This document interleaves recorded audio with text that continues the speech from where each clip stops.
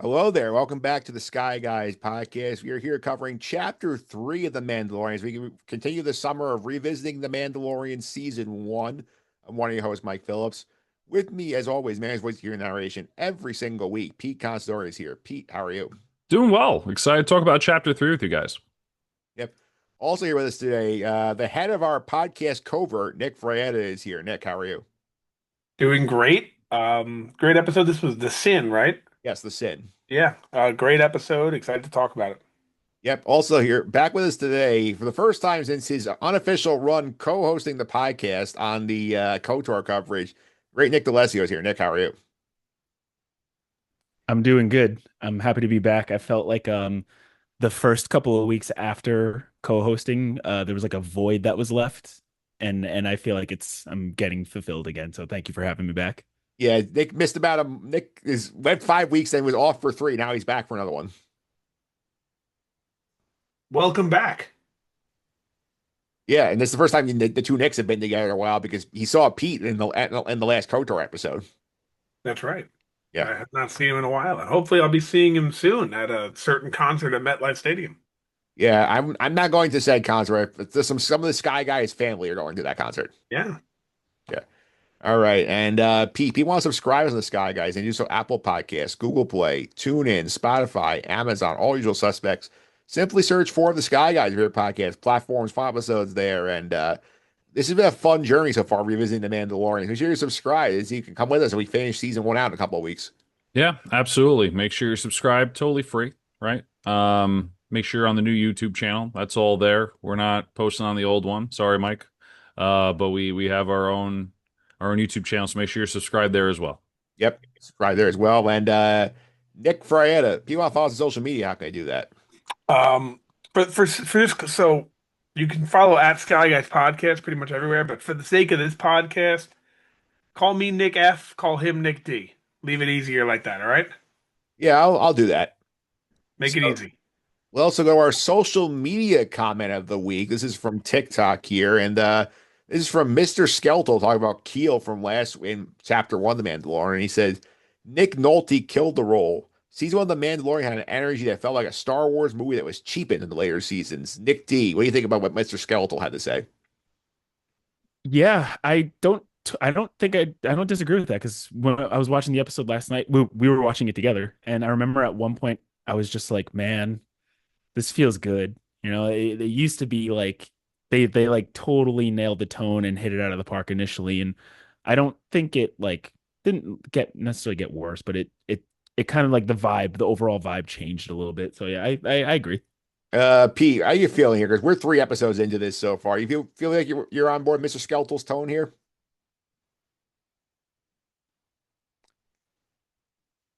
Lost the mute button. Haven't done that in a while. Yeah, I mean, I had my opinions about episode one, one and two, but I mean, yeah, the energy's there, obviously, and it's like Nick D was saying, it's like we're like getting back into it. We watched it, and we're getting those feels all over again, right? First seeing Mandalorian, so it's there for sure. All right, let's go to the Star Wars news department here. And Nick F, I believe we after last week had just one thing. Like they decided to dump a lot this week. Yeah, I split it into some categories. We'll start with as I called it, the general category. So Star Wars released official images of its 2026 release, or all of its projects in 2026 at Comic-Con. They had, Here's yeah oh, on the you got it. So go ahead. on the YouTube version. I'll let you narrate as we go here. So first up, we got You got a picture of Mando here with his helmet off. That's interesting. Pedro Pascal in the suit. Yeah, in the suit, no helmet. All right, next up That looks like a picture. Well, this one's been all over the internet. It's a picture of Ezra. yeah I'm assuming this is Ahsoka season 2. is Ahsoka season 2, and of He note, finally shaved. he shaved, and he looks more like the cartoon version this time. Nick D. He does. He actually looks in this picture at least. It does look like an aged Ezra, which is that's perfect. That's where we are. All right, and last one. And this looks like Maul.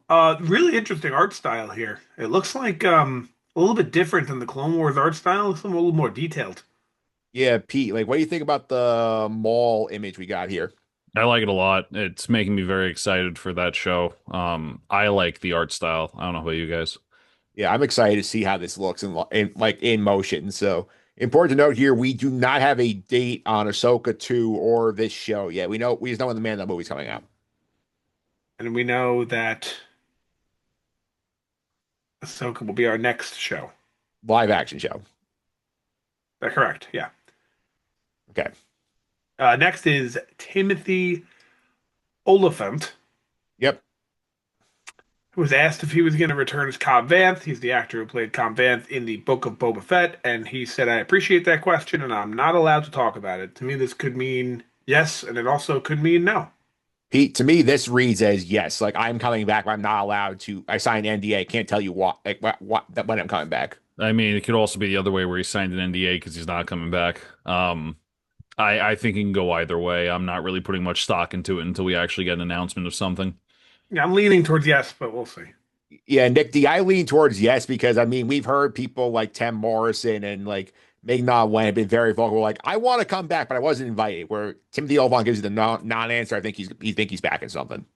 Yeah, this when I read that initially, my first thought was like, oh, he's gonna be in it at some capacity. He just can't say what that means because there's probably other implications if he's there. So yeah, that feels. I'm gonna say yes. That feels yes to me. All right, what else we got, Nick? F.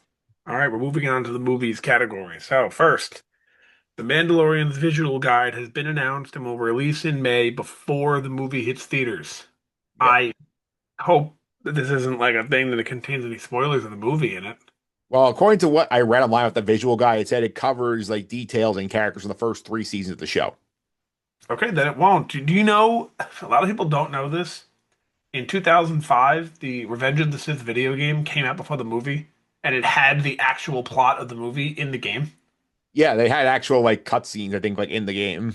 Yeah, and then they had an alternate ending as well, where you actually kill Obi-Wan as Anakin. But like that was insane to me. They came out before the movie. Yeah. So I was hoping that we didn't get something similar here, Yep. which we did not. Nope. Next is Jon Favreau said they filmed the Mandalorian and Grogu movie in IMAX, or well, that's great because I don't know about you, I plan to see it in IMAX. Yeah, Pete, the Sky Guys viewing needs to be in IMAX when we all go together to see this movie. This Yeah. might be. I think this will be the first. Definitely will be. 'Cause it's the first time they've been in theaters since we've had the podcast. But this will be our first Sky Guys outing. Yes. I mean, if we're the going movie. IMAX, it's probably going to be like $50 a ticket, but we're Yeah, doing it. we're doing it. We go to either some of the local theaters. We live in New Mexico, so we'll see what's around. Yeah, we'll take the ride to Albuquerque. Yeah. All right, Nick. What else? I got more movie. Looks like a lot of movie. Yeah, so the next thing is the new Jedi Order movie starring Daisy Ridley as Rey is reportedly going to be filming next year, 2026. I believe that. I think it's the latter half of 2026, though, and it depends on how a certain movie performs in the spring. I feel like this is like a fall 2026, if anything. Yeah, it's a fall 2026, pending the other movie does well. Yep. So if Mando and Grogu does well, they'll call everyone up and say we're doing this thing. If it does horrible, they're going to say sorry guys, false alarm. Yeah, that's true. Taika Waititi's Star Wars movie has a working title of Cosmic Doom, and the production name is Ghost Truck 6. I don't understand. I don't believe this one. So, Nick, I think it's made up. does that mean that we're getting Robert Downey Jr. coming over to the Taika movie as Doctor Doom? Ghost Truck 6, is that like their Blue Harvest? Is Yeah, that that- like that's the That's the Blue Harvest, but this Cosmic Doom. That's why I wanted to go the Doctor Doom route. See where we're getting the crossover. Yeah, I mean Marvel really needs some help right now. So maybe they're trying to take the two slightly sinking ships and hope they keep each other afloat. I don't know. We'll see. Pete, does this movie ever happen? With a title like that, I'm going to say no. Okay. I'm going to say no. No, this isn't happening. Last, Brendan Wayne, who's one of the stunt doubles for Pedro Pascal in The Mandalorian, said in an interview that the movie is going to be going back to the show's roots. The storytelling original that we loved with Mando, we're with the kid and Mando quite a bit, and their journey is the forefront. So looks like we're going back to early Mando, which is what we're talking about today.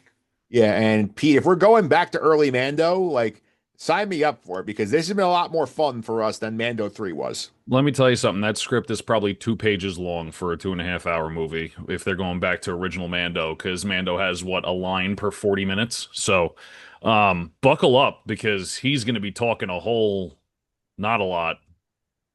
Yeah, But we're I'm here for it. Honestly, we need another silent movie. Honestly, maybe a no script movie. Just let it fly. Just film whatever you want. See what happens at this point. It's Disney. yeah, Nick D. I definitely want to get the line from Pedro Pascal. One of his first lines in the movie should be like, "I can bring you in warm, or I can bring you in cold." So like some imperial like scum he's hunting. Yeah, it's funny that you say too, like if the script is going to be so tiny, because I've completely forgot until rewatching the first season. Like, yeah, there's like 3 lines of dialogue and then 20 minutes of action, which I'm totally fine with. I'm okay with that. Give me that. It's just funny, like you look back on it and you think, oh yeah, there's so much like going on, and like there wasn't really that much going on. It's just straightforward. All right, now we go to Nick D's favorite part of the rundown, the video game section. Yeah, the video games. We got two and a half things here. So the first is there was a rumor circulating, or there is a rumor rather circulating around that Star Wars Outlaws 2 was in development, but it was shut down by Ubisoft. Nick D, any thoughts? It's probably for the better. I think Outlaws was fine. It was a good game. I mean, we covered it, right? Like I played the whole thing. It was fun, but I don't think it was like anything that really needed a sequel. And I don't know. I just want Ubisoft to stop making the same game over and over and over again with a different skin. So I'm okay with this. I hope nobody lost their jobs because of this, but I'm okay with them saying like, nah, let's just try something different. I know this upset Nick F very much. No, I like the game. I want to explore. I like the idea of an open world and exploring in a Star Wars game, and I hope we get more of that one day. Yep. Another side note is today, actually, July 31st, they announced that Star Wars Outlaws will be releasing for the Nintendo Switch 2. Cool. So it's going to come out on the Switch 2. Okay. And then lastly here is the EA president Laura Melee Yeah. told Variety that there are other Star Wars video games in development besides the third Cal Kestis Jedi Fallen Order Survivor game, or the sequel called, that have not been announced yet. To me, this isn't really big news because this just means they're going to be doing little mobile games and little nonsense things, probably. Yeah, that's why I was confused about that, Nick. Because I know Nick D. Like, I know the rumor had been that like the Jedi game was supposed to be the last major game that EA did for Star Wars. So I'm curious like what they're going here. I think Nick F's point does make sense. Yeah, maybe we're getting Sabak or something Sabak related. I know we would. I want Sabak in casino. Listen, we're getting Uno in casinos. I don't know if you guys saw that. Yeah. Yeah, I Real did see Vegas that. and Atlantic City casinos, they are adding Uno. And One day they will add Sabak. microtransactions. I can't wait to play Sabak in Atlantic City Yeah. I wonder. or I wonder Vegas. if It's a little closer to us in Mexico. Yeah. I wonder if it's in Tabletop Simulator, because every game is in Tabletop Simulator. I wonder if somebody's added Sabak to it. If not, I'm gonna get on that. We'll get the ball rolling on that. So P replaying Sabak before we go see the movie. Sure, I have a copy. Yeah. We can play Sabak. I have the actual cards. Yeah. I will say this: EA is the makers of Battlefront. Yeah. So there could be, because it's been like, I don't know, there was like a good span of like 2 months where people were like, bring Battlefront 3 or something, and Battlefront 2 was just like surging in players. So maybe they saw that and said, after the Jedi game, we can go back to Battlefront. I don't know. But just keep that in the back of your mind. Yeah, maybe they try and port Battlefront 2 and maybe they see if that sells before they develop a full third game. No, that's Well, not why gonna work. why would they not make a third Battlefront? Like, if people want it, they're gonna I make mean, money, right? Why wouldn't they make another Splinter Cell game? That game has just not going to happen, even though a lot of people love Splinter Cell. It depends on what the studios want to do. If they're closing studios, if they're not. I'm not sure how many studios EA has. Nick D, maybe you have a better inkling of it, but they may just not have the manpower to be doing Battlefront 3 if they have, like we said, a Jedi 3 coming out or something like that. I also wonder the cost of a living game versus just like a single player game's got to be completely different ballpark. But yeah, I mean, bring Sam Fisher back. I'm all for that. I haven't even thought about Sam Fisher in a really long time, so I like that idea. All right. I'm assuming that's it for the news, Nick. Yes, it is. All right, let's go to chapter 3 here. We'll talk about the sin. It released originally November 22nd, 2019. This may have been the Black Friday Star Wars episode, if I remember correctly, or like the Friday before Thanksgiving, but like we do get a lot going on here. We get like a bunch of fun stuff here. Deborah Chow directs it. A lot of interesting stuff happens in this episode. So Pete, your thoughts on the sin from the rewatch? Um, Very simple concept, right? We can probably summarize what happens in this episode in a one sentence summary, but a lot going on, like you said. Definitely more emotions coming from Mando. The fight scenes are always great. So action packed, not a lot of dialogue, as we know for Mando season one. Very simple concept, but executed very well. Yeah, and Nick D, my thought watching this one, then you combine with the first two here. This feels like if this was released today, we would have like a 3 episode drop, and this would be the first 3 episodes, then set you up like, okay, this is the first part of the story. Now what happens? I feel like this is sort of like the conclusion of this first week of Mandalorian we got when the streamer dropped in 2020 2019.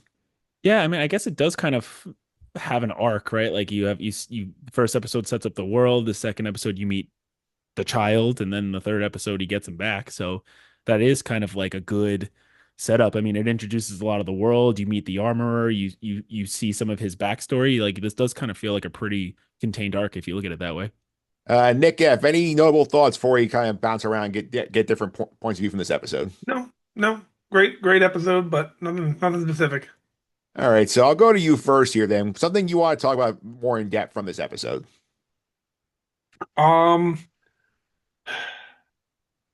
can I go anywhere? Anywhere you want.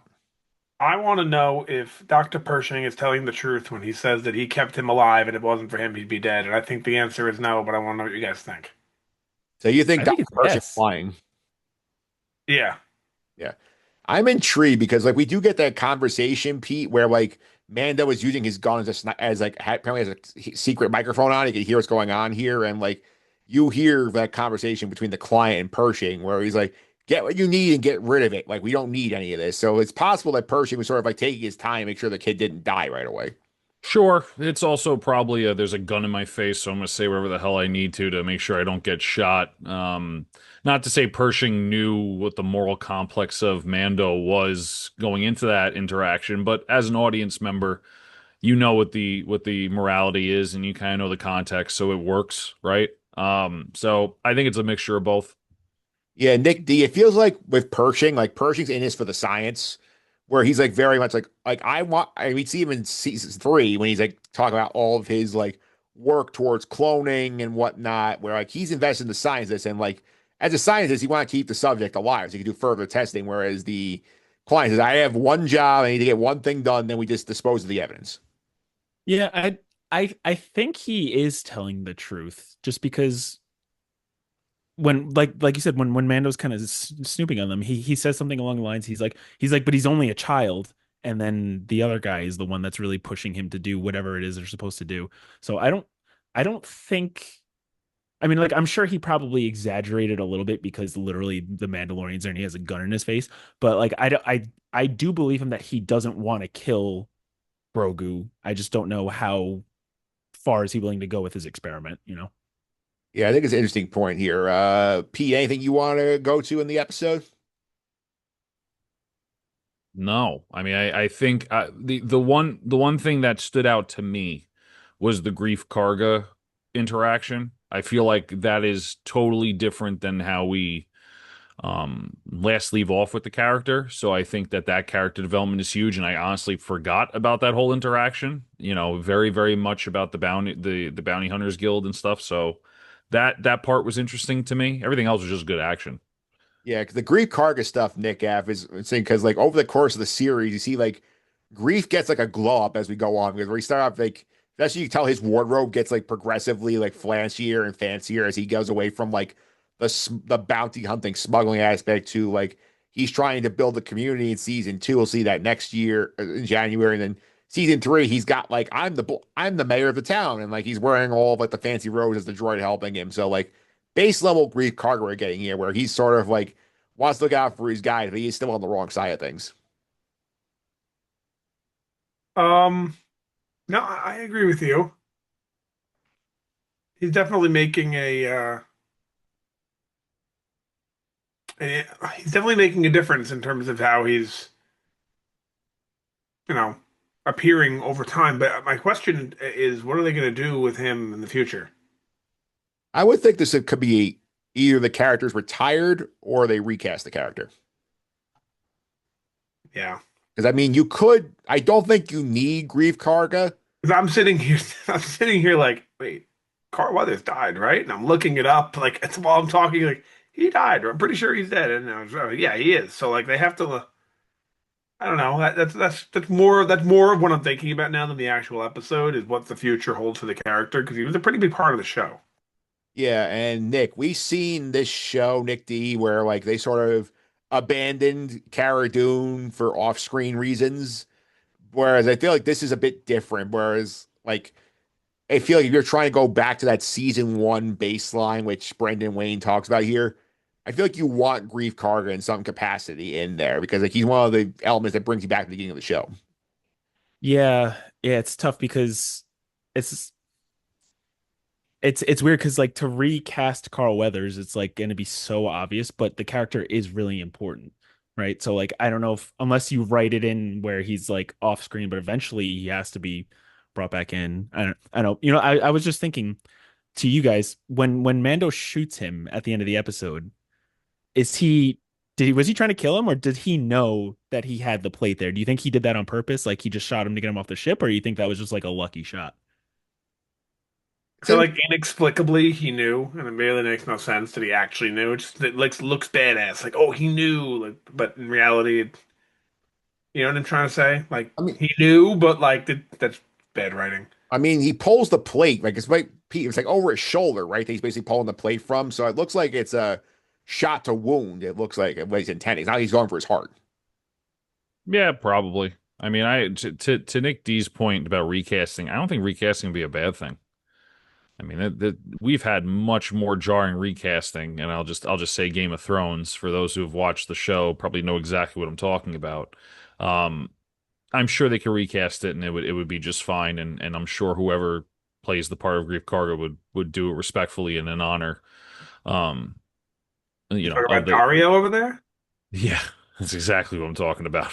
When totally opposite. So if we were okay with that, I feel like we can be okay with a recast of Grief Karga, just like they're doing a recast of oh I'm Yeah, drawing a blank. You're thinking Yes, of Balin Skull. Feeling Skull. So I think it could be done, and like I said, the actor that does take over would do it with the most respect and honor that they can. Yeah, I think Also, did anyone else think of Rush Hour 2 during this part when he pulls the money out of his pocket and it saves him from the stab? It's the same exact situation. yeah, definitely. I definitely was homage to Rush Hour 2 with that. You think so? It's Yeah, funny. yeah. I mean, they do pull from other things. We talked about this before, but I do feel like Nick D, if they had the choice, the Star Wars fandom of, okay, you can have two things in Mandalorian Grogu. Either we recast Grief Karga and you get a different actor playing him, or we go more Bo-Katan storyline in Mandalore. I think they will happily take the Grief Karga recast over the season 3 follow up. I could almost see them going more into Bo-Katan. I mean, I remember when season three started, I remember thinking like, is the Mandalorian less Din Djarin and is it more like focusing on just who the next Mandalorian is and maybe that was going to be Bo-Katan? Um, I don't know. I feel like a recast would be fine because it's not like, you know, while we like this character a lot, it's not like we're talking about like Luke Skywalker or somebody like beloved by everybody. You know, it's a character from a couple of seasons, a couple of episodes of The Mandalorian. So I feel like a recast would be fine if they wanted to do that. Yeah, for sure. Nick D, something you want to throw out from your watch of the episode? So actually there was one detail that I missed that I don't know if it gets explained or not. When Din and like the big grunt guy are fighting, Oh, when Paz he's has like, one. yeah, Paz Vizsla, right? When they were fighting, they're like, they're scrapping with each other, and then they both pull out knives and they both hold them to each other's like necks, and then like it stops. And I thought they were stopping, but you kind of see like a almost like a something's preventing them from doing it. Like it's like you see like a vibrating thing around it. Yeah. Do we Do we know what that is? What was that? The power of friendship. But it looked like somebody like I'm almost like, wait, is the armorer, do they have like some type of like force ability? Did they stop that? Or like is there like, you know what I mean? Like there was like a glowing around it, like almost like it was vibrating, like they were trying to push through it, but they couldn't. Kind of like, you remember in like, like in Dune when they're trying to stab each other, but they have like that shield. It kind of looked like that almost. Or it was a special effect thing more than anything. 'Cause I do feel like the way I read it, Nick F was sort of like it was like, okay, like we're fighting, but like, oh, like we can't actually do anything in front of mom. Sort of the way I look at it. Oh, could have been, yeah. To me, just like the whole time watching it, I'm just thinking of Jon Favreau because I can hear his voice. Yeah, You know and what and the double looks like Jon Favreau's size also. I mean? Yeah. One thing I don't like is, and I get it, I get it. Trust me, I understand it, but I don't like that his name is Mando. Yeah, I feel like it was really lazy at first, but I understand because like to outsiders he is the Mandalorian, but to the Mandalorians he's Din, right? yeah. But I always hated that name and like the fact that Grief Karga calls him Mando. I'm like, I feel like he probably worked with other Mandalorians, maybe. Like, what does he call him Mando? It's dumb to me. I mean, like to be fair to the writing there, Nick, I feel like that like only like Grief Carter calls him Mando. Like we don't hear anybody in the covert call him Mando. That's what I'm saying, though. That's exactly what I'm saying. Is that Grief Karga calls him Mando? I hate that. I think it's more for the audience than for us than for the characters in the universe. Well, I don't like it. Yeah, yeah. Pete, any other thoughts on like the first? This is the first time we go in depth into the covert in this episode, where like Mando shows back up with the Beskar, and then we get like a little history lesson from I think from the armor about like the Beskar and like the purge. It gets a bunch of stuff dropped. It gets paid off later on here, but like I thought it was fun to revisit like the very first like time we see like the Mandalorian sub like covert culture on the Nevarro. See how that worked out. Yeah, it reminds me of a very jealous group. I mean, I think we get that vibe from Paz Vizsla like pretty immediate with this. And I don't know. I don't think any of the other members are doing bounty hunter work, so maybe that's also why they're kind of against him. I don't know if it's explicitly said. I may have missed it, but it just seems like Din is an outsider compared to everyone else because he's the one like doing bounty hunting or something like that. So the dynamic is good to see, and especially when you go through the season, seeing that dynamic change is good character growth. And I don't know, it's just it's cool to see other Mandalorians after just seeing Din for 2 episodes. Yeah, Nick, I do feel like the line that I think Paz says is like that, like we can only go out one at a time, basically, to avoid the impression that there's a bunch of us here because like of the purge and whatnot. So like the way I think Pete sounds, I feel like Din gets to go out the most, and I think that irritates some of the other ones. Seems like it, yeah. Especially him. Yeah. Nick, we watched the episode last night. We also commented on like this is the first time we really get the "this is the way" in the show, which is also a fun like reminder of the origin story that the armor drops, and then we get like it sort of as the affirmation for this group. Yeah, I think this episode did a lot of things that like when you look back and think about the Mandalorian, you kind of remember this episode, like the "this is the way," the armor, or the his flashback to being a child, like a lot of what you remember from season 1, I think happened in this episode. Like this was a good like this episode did a good job of like, here's a bunch of little things, but we're not going to explain it now. This is all going to come to fruition later on. It planted a bunch of little seeds, and I think that was cool the way they did that.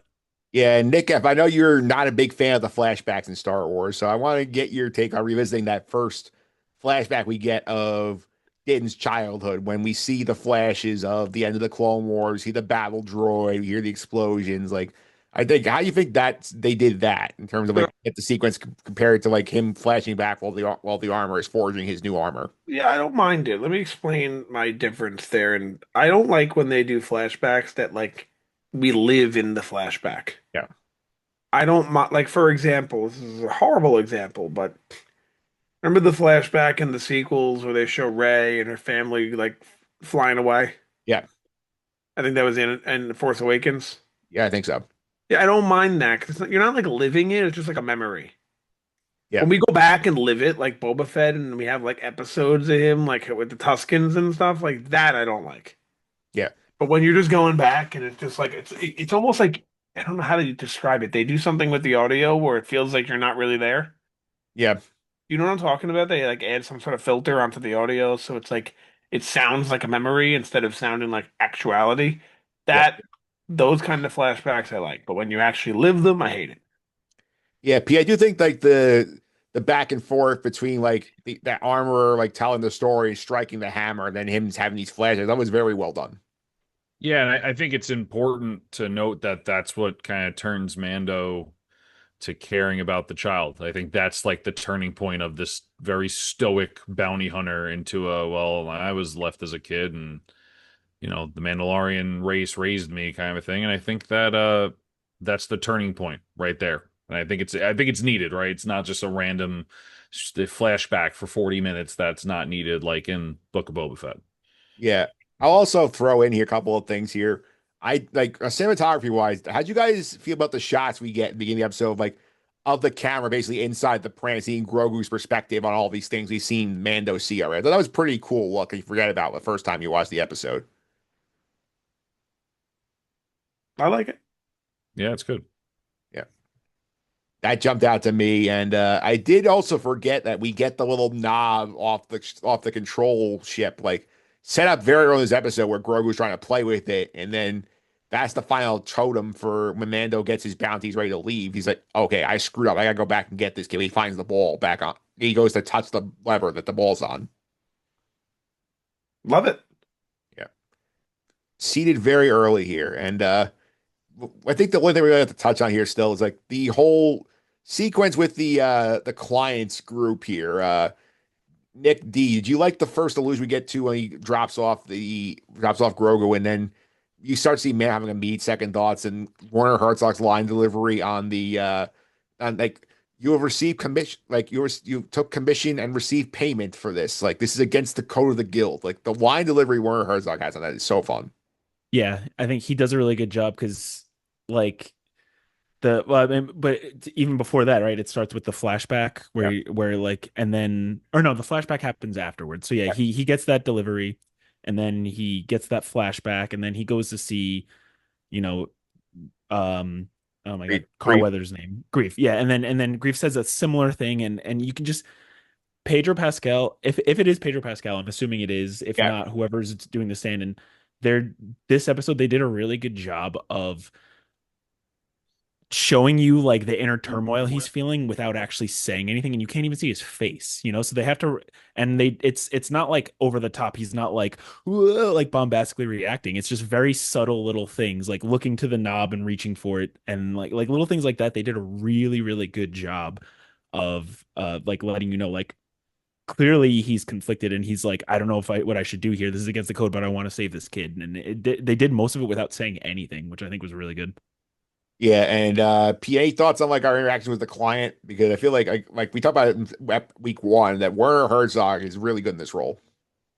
Yeah, I mean, there's times where I feel like it's forced, but then I remember this is just what the character is. Yeah, And you get into that moment where like he'll say like something a little bit cringy and you're like, okay, this guy's not. I'm like, oh wait, this is like actually played beautifully. So it kind of goes back and forth for me sometimes, and I kind of have to remind myself like this is what the character is. But I mean, a phenomenal performance. I think that he is another pivotal character, even though he's may not be in it like so much. I think he's very important, and I think the performance is great, and I think that whole dialogue back and forth is probably the most we got out of Mando the whole season so far. So yeah. Nick F, do you want to talk any about some of the action got the episode, whether it's the Mando storming the client's hideout to get the kid back, or the big fight with the guild afterwards when you see all the fods go off once the kid goes missing? Let's talk about him, rushing the, I don't know what you call it, the medical room. Yeah, the lab. Yeah. Um, Nothing really to add outside of what you see on screen, really. It's just, it speaks to his character. I think this is where you learn about who he is. You learn that he's a man underneath that suit. underneath that helmet, you learn that he has feelings, and he sees that this helpless child is in danger, and says he has to do something about it. So he does something about it. It's really, really, yeah, and that's laid out to you on screen very clearly. Yeah, Nick D. Like, I know you went back and checked that fight out a second time. So like, what was your takeaways from this fight from this storm in the base? I think the whole sequence was really good. It felt a little video gamey Yeah, when he was breaking in because it's very like you get the classic stormtroopers like the door opens and instead of looking to the right, they kind of look everywhere else first and then look to the right, like the stormtroopers are stormtroopers no matter what era they're in, right? I guess they're like it felt a little too easy for him to break into there, but also it's like not even really the Empire. Like who knows who's wearing these stormtrooper outfits? Like they might not even be trained people because like the uniforms are dirty. They're like noticeably dirty, so it almost makes you think like maybe they're just whatever goons and they're like put these on, kind of thing. yeah, And then I really like the set piece where Mando's in the cart thing and he tells the droid to go and the droid's like, "Nuh-uh," and then he points the gun at him. He's like, "Okay," and then they start going. Like that whole action set piece was cool. And then the whole covert coming and saving the day. I think the whole thing was just done really well. It was really awesome. yeah, Pete. The covert fight was really cool at the end of the episode, where like he's cornered, like he's taking off some Gillers, but sort of he's outgunned. Then all of a sudden you see Paz and the gang show up to like sort of like help him out and like sort of expose themselves. And man's like, you got to relocate the covert now because he's like, this is the way. And so like you're one of us, we're helping you. Yeah, I mean, I think it shows too that they even their differences, they're still going to help their own. So that just solidifies what the way is, right? Yeah, Nick F. I did love that sequence at the end here, although I pointed to Nick D when we were watching the end. Like when you see the last shot in the Razor Crest and you see the one Mandalorian flap and give him the salute, it feels like something's on a Top Gun. A little bit. Yeah. Any memorable moments from this fight, or you feel like we got everything we covered from this episode? No, nothing memorable. Just yeah, I completely agree with your statement earlier. If this came out, maybe not if it came out now, I don't know, but like this worked well as a 3 episode arc. Yeah. I'm not sure if they would have released it that way. If it hadn't released now, I'm not sure, but it would have done really well if they did. I bet they at least would have put the first two together if they did it now. Maybe. It sounds right. Sounds right, but who knows? Yeah, and this is, as I mentioned earlier, this is Deborah Chow's first Star Wars directing gig. She goes on to direct Kenobi, show run Kenobi later on. So, like, of note for that. That's just like we've had three different directors the first three episodes of the season, and the official runtime of 34 minutes. It was pretty short. I have to say that I was watching it and I was like, all right, it's about a half hour give or take with the credits, right? Yeah, And I was like, it felt like it was winding down and the music was about to start, and then I was like, wait, it's over already? And it yeah. was, and I was like, wow, that was fast. I will say one thing I appreciate going back to the Mando stuff here. I like that they give you the credits with the like this with the concept art shots of like the stuff from the episode. That's always I've always enjoyed that. I didn't understand why no I think Boba Fett does it too, but like I don't know why we didn't do this with other shows. I think it's a fun signature. It could be something I that you agree. can't do Star Wars TV. I agree. Yeah. I also just have to point just a bone that I have with the UI of Disney Plus in general. Okay. I've said this before, and you guys have given me the same answer, and it's been years now, and it's still happening. If I'm watching a show, in this case, it doesn't matter. We're watching one episode at a time. When I'm watching a show, it takes, and now my son watches Disney Plus as well. So it takes forever for the next episode button to appear. Yeah. You wait It a is while. significantly faster for me to hit the remote, hit back, go down to the next episode, and hit it. Yeah. On Netflix, it is instantly. Yeah. Like as soon as the credits start rolling on Netflix, you're like, okay. Yes, it takes like 30 seconds on Disney Plus, and it infuriates me. Yeah. And Because now, I don't know about you guys, I have Hulu and ESPN as well. They're on Disney Plus now. You don't need all the apps, it's just in there. Like there's a section on Disney Plus called Hulu, and I just watch my shows there. So I'd have one app for everything. So I find myself on Disney Plus a lot more than just Star Wars and Marvel and Disney or whatever. I'll watch like Always Sunny in Philadelphia on there or whatever. And that button is I don't even usually I usually don't even see it because I get too frustrated and back out myself. yeah, Pete, fair point because like on Netflix, for example, like it comes up on the credits. And it's like next episode in 5, 4, 3, 2, 1. Whereas like on Disney Plus, you wait a while. It's like next episode in 20 seconds. So it's like, are you really sure you want to keep watching? I guess Disney loves their credits. Yeah. They want to make sure that people are seeing who made the stuff. I mean, it's for the consumer, I can understand it's annoying. For the people who worked on the show, they want their credit, so maybe it's not annoying to them. But I agree with Nick. I think having a faster UI or a faster button pop up is nice, but it's Disney Plus. I don't really I only go on there for Disney. I rather use the Hulu app or the ESPN app than go on Disney and try to figure out Hulu and ESPN through there. Becoming a bigger problem for me. It's becoming a bigger problem for me. All right. Well, we'll put a pin in that and see if it continues here going forward. But we'll wrap up the show here as we do every week. We'll do the MVP board for Mandalorian season 1. Here's where we are through 2 weeks of the show. So we have first up here, our MVPs are Mando and Keel are tied atop the board +3. Grogu got a +1 from Nick Fraietta last week. Our negative ones from the premiere, Dr. Pershing, the Mythrol, and IG-11 all got -1. And the Jawas from last week got a clean sweep with LVPs at -4. So they're at the bottom of the board here. So now we're going to give out the MVP of the episode. So I believe I have Nick Fraietta up first on this. So where are you going with your Mando? It's easy Mando. It's easy Mando. It shows that I said earlier, there's a man underneath that helmet, and that man has feelings, and he showed that. Nick D? I'm going to go with somebody different. And the reason I'm not going to say Mando is because I think Mando did the right thing, but if it wasn't for the covert, he would not have gotten out of there. So I'm gonna give it to Paz Vizsla specifically because he had some character development this episode. First, he was against him, he didn't like him, and then he comes through in the end, and then he tells him, "This is the way we're gonna move. We're gonna do this. We're gonna get you out of here." So I'm gonna give it to him as a representation of the covert. I'm just giving the whole covert a point because I feel like they as a whole did the job and if Paz shows up by himself, it's still not enough. I think you need all of them there to get the points. Just get Mando through this and continue the series. Pete, where are you going? I'm going to give it to the best car. Look at that. Look at us. Everyone with a different MVP. That's great. Think about it. If the best car is not involved, you're not. There's no payment. No, I'm kidding. I'm giving it to Mando. Oh.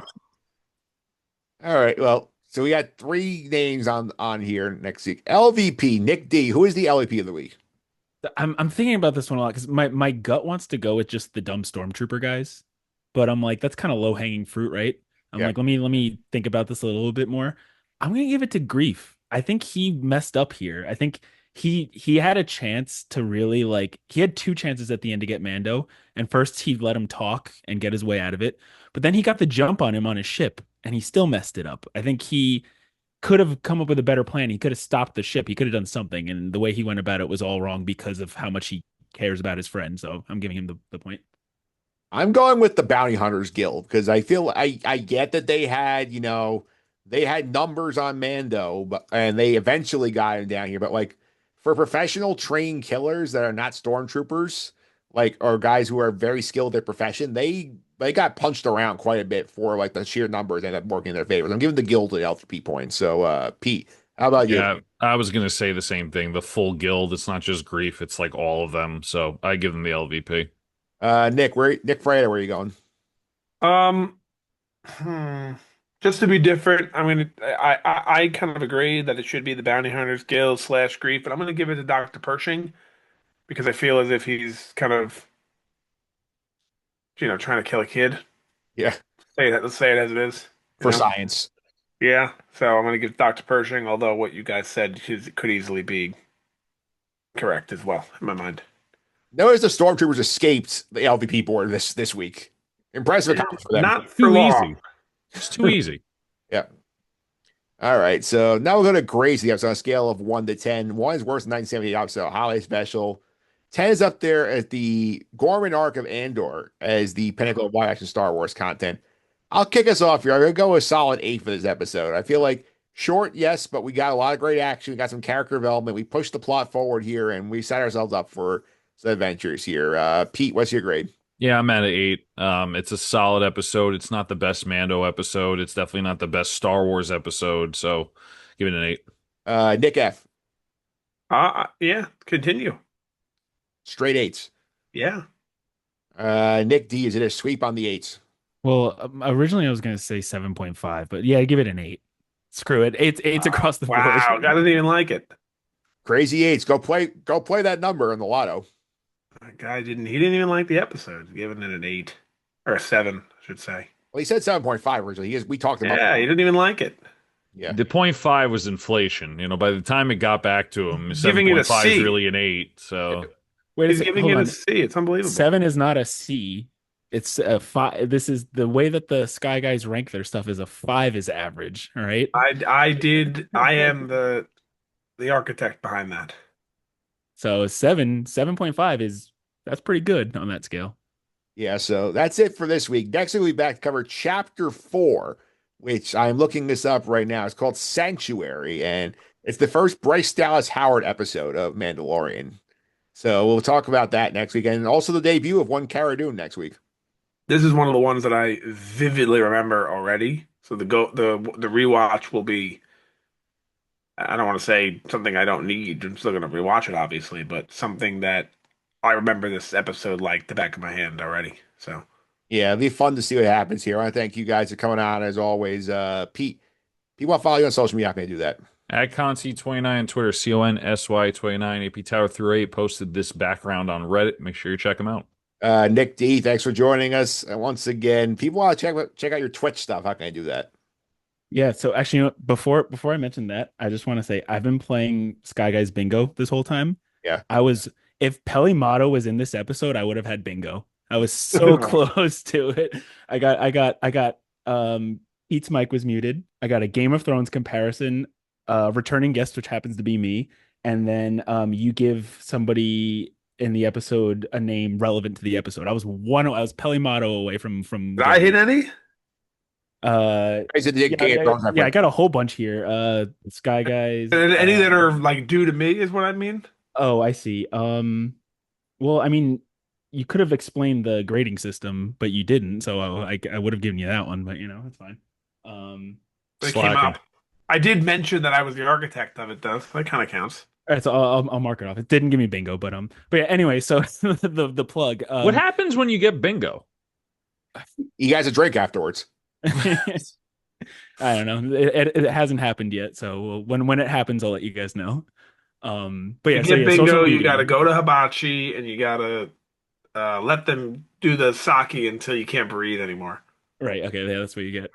Yeah. So social media plug, twitch.tv/the recovery room. I took a little summer vacation break, but starting probably the day that this airs, I'll start a new series. So tune in and check out what it's going to be. Yep. And Nick Fraietta, one more time. If you want to follow social media, I can do that. At Sky Guys Podcast all over. You can also follow me on social media at mphillips331. It's MPHILIPS331. This is Grover the Just on the Suffering podcast. Talk some Jets camp. We did Giants camp last week, Jets camp this week, and the first episode of Hard Knocks is out. So we talk about Hard Knocks on the pod this week. Oh, nice. Who is Hard Knocks again? I don't remember. Buffalo Bills. All right, cool. All right, so keep an eye on that. We'll be back next week to cover Chapter 4 of The Mandalorian Season 1, The Sanctuary. Until then, may the Force be with you.